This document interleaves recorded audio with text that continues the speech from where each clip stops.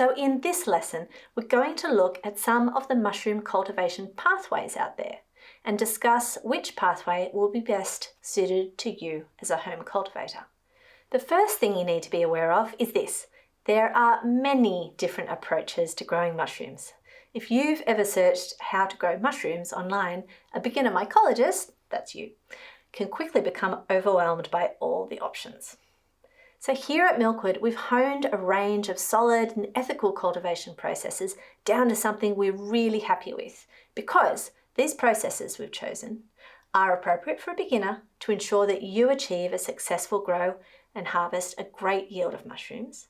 They can also be adapted to a wide variety of mushrooms, and they align with permaculture principles, including produce no waste.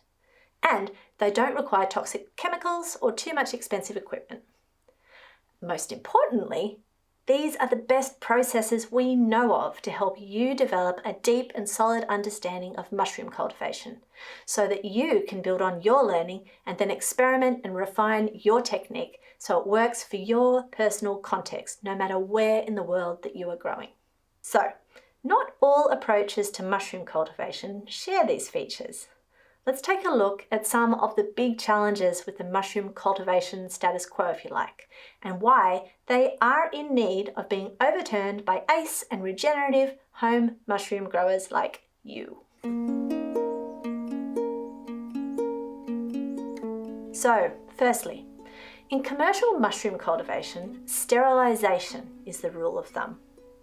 When we sterilize something, we're attempting to create substrates or food for our fungi that are 100% free of any other organisms. So these materials are absolutely devoid of life. But life is tenacious.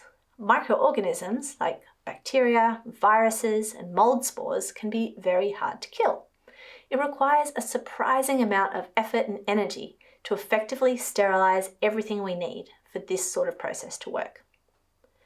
In a typical commercial mushroom growing scenario, almost all aspects of cultivation occur in aseptic conditions. An aseptic condition means that the environment has been made completely contamination-free. Now, sterilization and aseptic conditions are combined in lab environments where the only living things are the target organisms that we're trying to culture, which in this case are fungi. Now, these kinds of labs are expensive to set up and often use toxic chemicals and expensive air filtration systems and labour-intensive practices to keep everything very, very clean, which is pretty inconvenient for a home-scale, small-scale cultivator.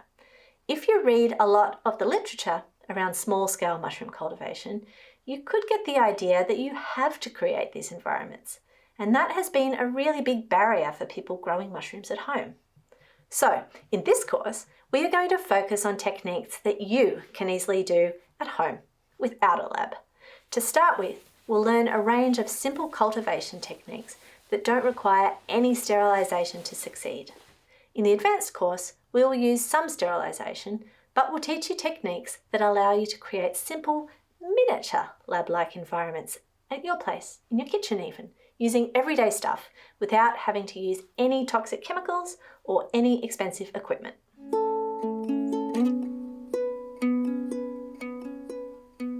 The other big issue with modern industrial mushroom cultivation is the waste and the pollution factor.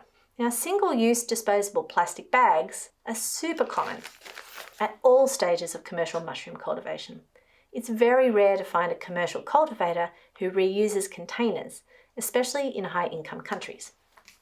Now, why is this? It really only comes down to the effort and cost involved in keeping things sufficiently clean. Labour is far more expensive than disposable plastic. So unfortunately, the convenience of disposable plastic has completely won out over using reusable containers, despite the long-term health of our planet and our communities losing out as a result. And this is something that we feel very strongly about.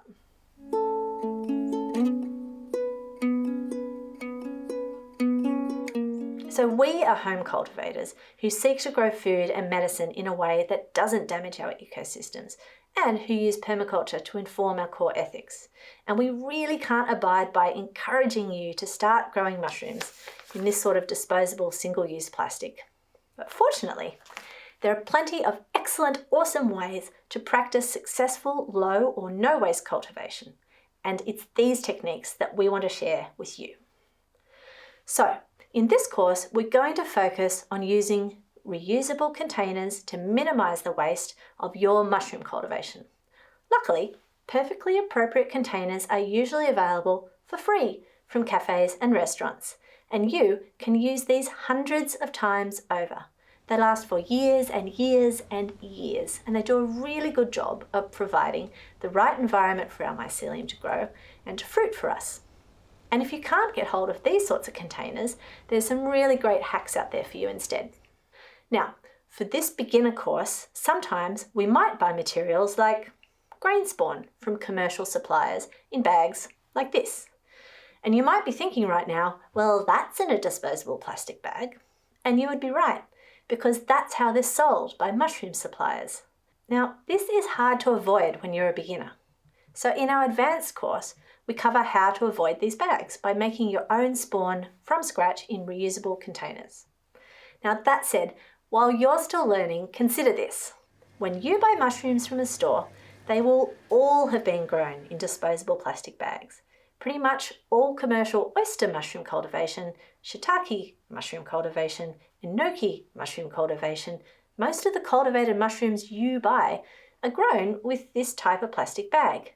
So, what we can do is show you how you can use this one bag of grain spawn to inoculate 10 times this volume of substrate. You'll do this by expanding this bag of grain spawn into your own substrate using reusable containers. So rather than growing those mushrooms in a series of disposable bags, you will be using just 1/10 of the disposable plastic that would otherwise be needed to grow that same volume of mushrooms. Hooray! It's all good. And then we can reduce our waste even further with skills taught in our advanced course. But when you're first starting out, the easiest way to guarantee success is actually to buy bags of grain spawn like this, already colonized and produced in a professional lab environment. Okay, so to recap, we've just had a look at a few different mushroom cultivation pathways and how they differ in approach and technology, and what species of mushroom tend to be grown with each technique. We've considered why commercial techniques may not suit you best as a home cultivator, especially a home cultivator that wants to minimize waste within your growing system. Sound good? Excellent. In our next lesson, we're going to dive deeper into the world of spawn, which is different from spores, and why this stuff is so darn useful for beginner cultivators to get growing. If you have any questions about what we've just covered in this lesson, comment below and we'll help you out. We'll see you soon.